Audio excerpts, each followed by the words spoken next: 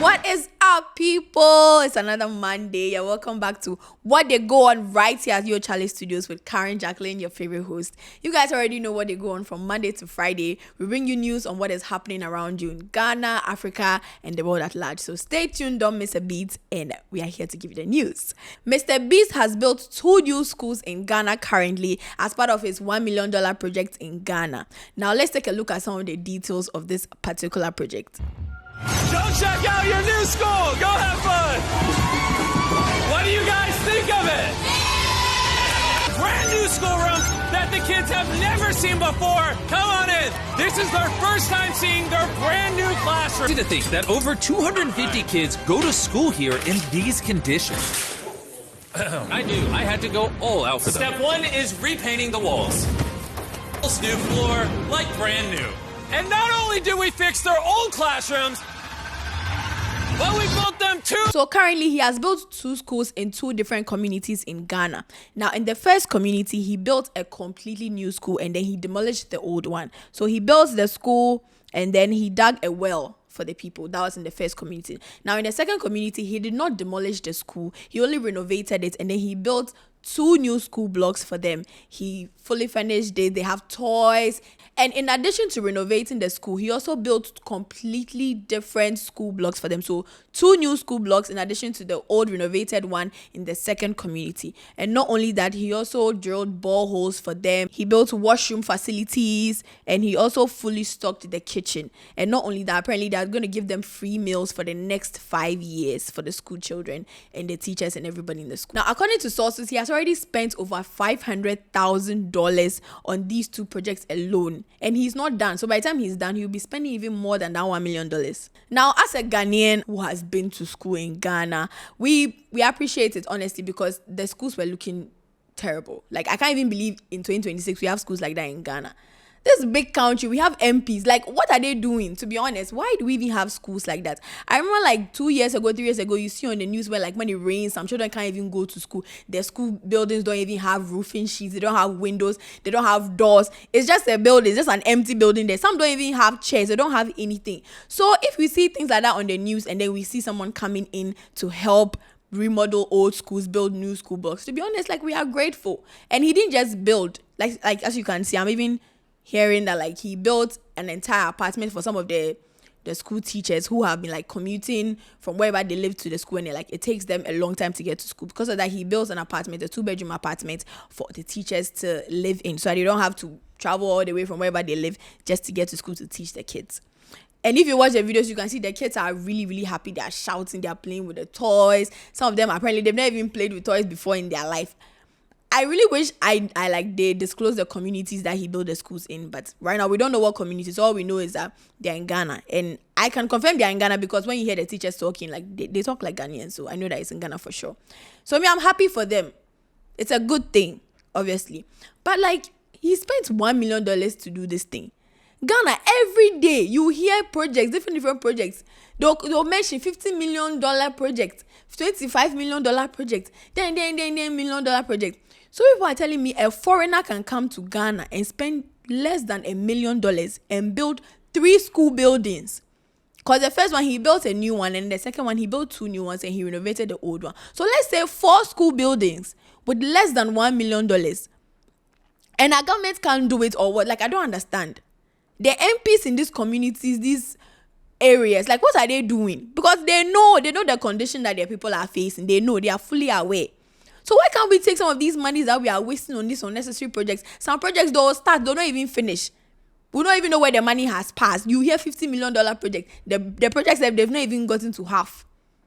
If we take some of these monies and we use it to remodel, refurbish, whatever they need to do to these old schools, I feel like it will help. Because me personally, if I was one of those kids and I was in those kinds of school buildings, I wouldn't even want to go to school. Because I don't want to go to school because nothing is encouraging me. But if you come and they built a new school building, nobody will tell you to get up and go to school. In fact, you'll be in a hurry. You wake up early and dress just because you want to go to school. There's free lunch for the next 5 years. Who doesn't like free lunch? I feel like you even encourage more kids to want to go to school. And that's the whole point of this. Like, education is the basic foundation of every nation. If your kids aren't being educated, what kind of future are they going to have? What kind of future is the country going to have? I feel like education is the number one thing that the government needs to be investing in. We don't need a foreigner to come from God knows where to come and build schools for us. Ghana, we have the money. We have the money, and I know we have the money because we're always hearing about these various projects that are going on, and then we hear the monies they quote. They can take half of these monies and build schools for these kids, and we'll never need any foreigner ever again. And obviously, I'm not the only one with opinions on this whole thing. So let's hear from some of our ex-users. A user on X says, this whole decentralization thing is so useless. What are the assembly members doing, MPs and other local leaders doing, if they can't even advocate for such basic things? This is sad. And it's truly sad. How are we advocating for school buildings? That's like the basis. Like, we are seeing churches being built every 2-3 seconds. You see a new church. And we don't have schools. Even the schools that are there, they don't even have basic facilities. You go to the washrooms. Disgusting. Terrible. Students have to go and clean their washrooms themselves. Like, they don't have basic amenities. There's no chalk. There's no board. Even chairs are limited. I know this as a fact because even me, when I was going to school, I even went to a private school. And even chairs cry sometimes it will be an issue. You have to wait for like 2-3 years before the school will bring new chairs and tables to the school. Why? How much are we paying in school fees? We are paying so much in school fees, and even those free schools cry. The government is supposed to be providing these things for them because it's supposed to be free for a reason. Public schools, I know they don't pay that much school fees. So this is what the government needs to be investing money into. We don't need to wait for foreigners to come in. Like, we are the same people saying that, oh, we don't want to be idolizing these foreigners. But they are the ones who are coming in to help us with issues that we should be solving our own selves. We have the money, like I said before. So this ex-user is right. It's very, very sad that in 2026 Ghana, we still have to deal with things like this. And that was one thing I even remembered, is that I was talking about the structure of the building that he made. Who gave him that plan? Because me, when I heard that MrBeast was coming to build schools in Ghana, to be honest, I pictured very like elaborate school buildings, you know. But he broke down the old building, and then the new building is looking just like the old one. Are they? Like, why? Because clearly their money is there. This man said he's using $1 million. Why didn't they give him like a different plan? Why is it looking like the same old school building?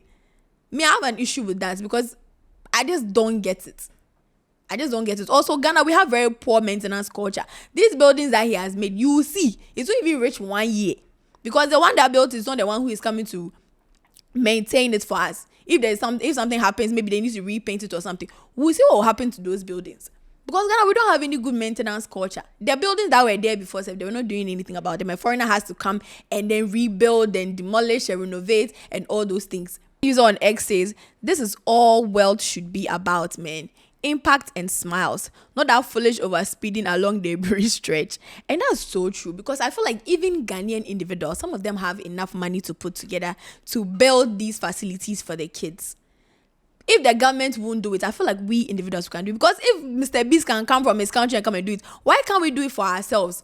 Ghanaians, we have money. Maybe not all of us, but there are enough people in this country that we can pull enough resources together to do these things for ourselves. If the government is not going to do it for us, we're going to do it for our own selves.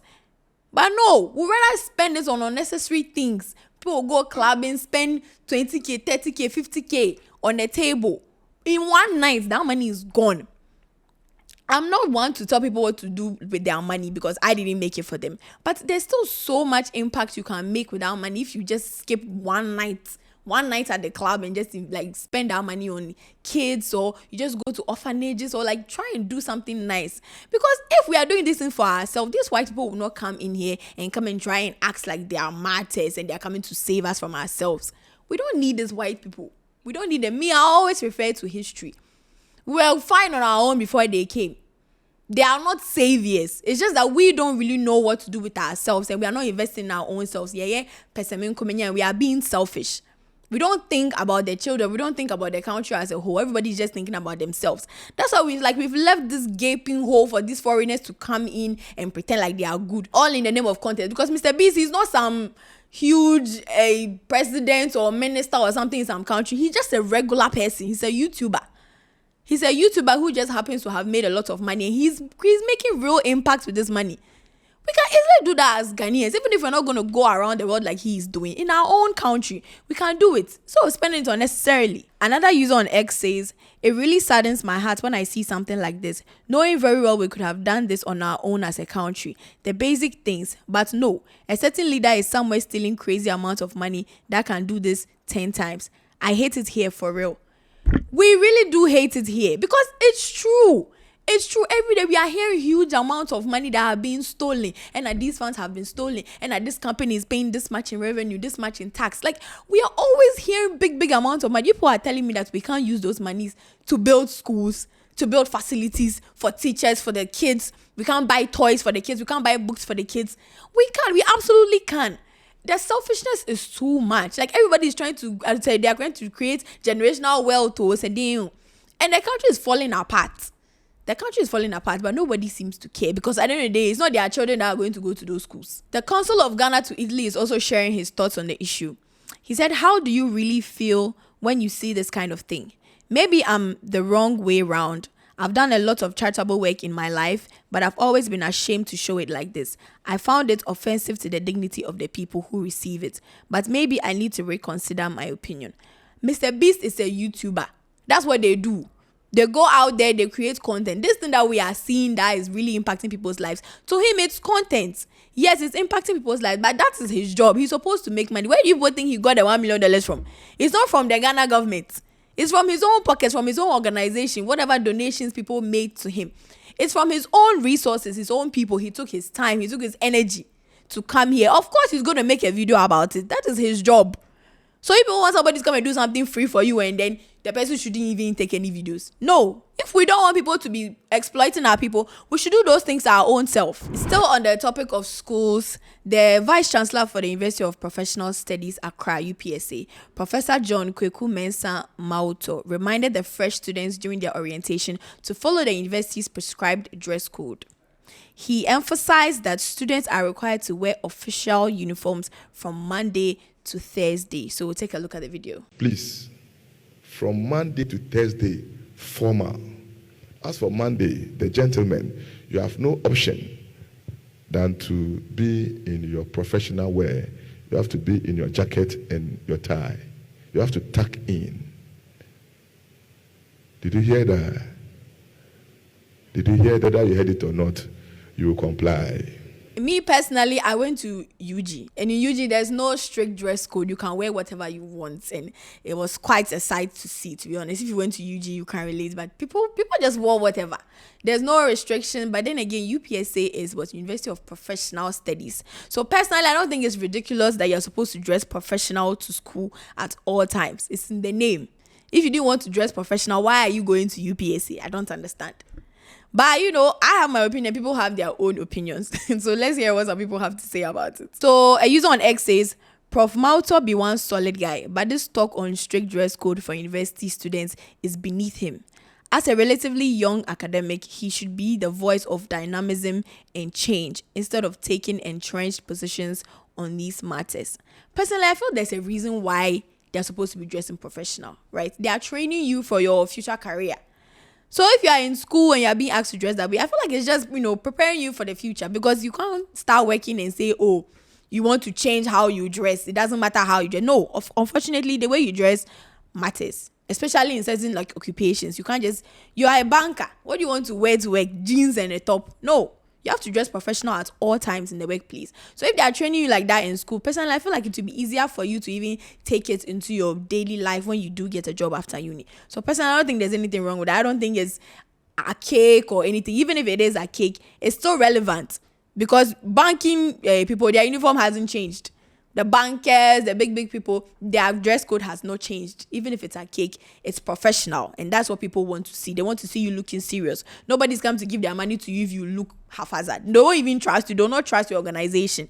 So personally, I feel like the way you look is very important, especially when you are dressed professional. Another user says they should implement discipline measures in our various institutions. You can see these young girls with their short skirts in the lecture hall, which isn't right. At least something decent. These ladies out there should be presentable a bit. Please, it's not just the ladies.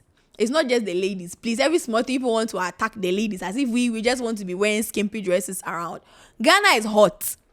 Ghana is hot, so if somebody is wearing short skirts, allow the person. But unfortunately, if you're in UPSA, you cannot wear short skirts because it's against the dress code, it's against the moral code, whatever it is they're trying to achieve.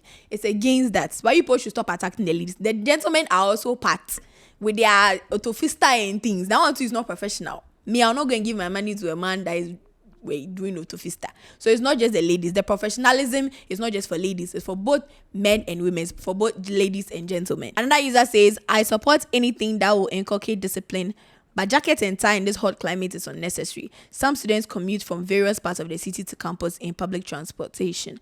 This quote inside Trotro. Should formal be only coat and tie? I mean, the vice chancellor is saying you should be in your coat and your tie with your trousers tucked in. So maybe you can remove your coat in the Trotro. Maybe you hold it or you put it in your bag. When you get to school grounds, you put it on. Or if you have friends on campus, maybe you can leave your coat there. Things don't have to be complicated. People just like to give excuses for things. You are in the school. You follow the dress code. Like, what's so hard about that? You already knew before going into the school that this is how they dress. It's not like you were not aware or you're not informed or this is something new. It's nothing new. That's how they've been dressing since the beginning of time. I feel like Gen Z, we like to change things simply because we all feel we have an opinion and we are woke. And let's all just, decide to not listen to rules and regulations because we can. But that's not how things are supposed to go. If you wanted to dress anyway, you should have gone to UG. You should have gone to any other school. KNUST is there. UCC is there. They don't have strict dress codes. Well, I don't know if UCC has strict dress codes, but I know KNUS in Legon, there are no strict dress codes. Me, I went to UG. There's no strict dress code anyway. There are various universities you could have gone to. You chose to go to UPSA, so you have to abide by the rules. And even some of these schools that I've mentioned that I'm saying they don't have strict dress codes, with the course you are doing, you'll probably have a strict dress code. I know some law schools, they're supposed to wear white and black, and business schools are supposed to wear blue. So even they have strict dress codes depending on the course that you are offering. So if UPSA is a professional studies school, it's a business school, what do you want to wear? What do you want to wear? You want to wear spaghetti strap top and mini skirts to a professional studies school? I don't understand. Because even in UG and KNUS and all these schools that I'm mentioning, depending on your course, they have strict dress codes. And you cannot say, oh, you're not dressed that way. And for some schools, it's not even just your dressing. You people are even complaining about what you are wearing. Some restrict certain hairstyles, certain nails. You can't do makeup. You can't do this. You can't do that. There are several restrictions. People need to understand that this is just a part of your life that is preparing you for your future profession, your future job that you're going to have. So if you don't put this as a daily practice now, how do you think you cope when you do get a job? You complain every day that and they can't let me do this. No, you have to practice from now. So by the time you get a job, you're already used to it. It's part of your life because this is what you chose to do. Again, nobody is forcing you. Why are we putting ourselves in this position and then we want to complain? Nobody is forcing you to do any of this. But then if you're going to be in that school, if you're going to be taking that course, you need to be ready for whatever comes with it. Dress code and everything included. You cannot pick and choose which one you want to do and which one you don't want to do. So another ex-user says, wait, this thing of wearing formal wear and all that are borrowed culture. And see, wear made in Ghana, no, now where's where for UPSA who say? If you want to wear made in Ghana, wear made in Ghana. They say Monday to Thursday, dress professional. Is there any Ghana brands that make professional wear? Go and patronize them. Go and patronize those brands. These people, why? What do you want them to wear? Batakari or what? Like, I don't understand. Masa. They say wear professional wear, wear your suit and your tie. The ladies wear the official dress. It's cute. You can find a way to style it to still look cute and professional at the same time. Or Chamu Kwame no can say wear Ghana brands, wear made in Ghana. No one knows UPSA. I don't know see it. So to me, I can say by force or munkoshe wear made in Ghana. And for school, when the school has their own rules and regulations, like I said. And yet Ghana phone is UPSA. Bankers ni hwan omo adwuma na omo ye no enye Ghana phone kwan adwuma no. So if there's a dress code that is worldwide accepted, the whole world knows that bankers, this is how they dress. The other professions, like I'm only mentioning bankers, nurses, whoever, this is how you're supposed to dress so that they can see you and recognize you. Okay, you're a banker, oh, you're a stockbroker, oh, you're a nurse. It's worldwide and you're Ghana. So if UPSA is saying dress professional Monday to Thursday, please, Monday to Thursday, dress professional. That is it. That is all. Don't go and give yourself problem. My school fees no boy thing. And come out assent because you don't want to follow dress code. A Nigerian content creator by the name of Sanjon Nwose visited Rwanda, one of the cleanest countries in Africa. And his display of his appreciation for the cleanness of the country is not really being received well by the internet. So in the video that I'm about to show you guys right now, he's basically sitting in the middle of the road eating.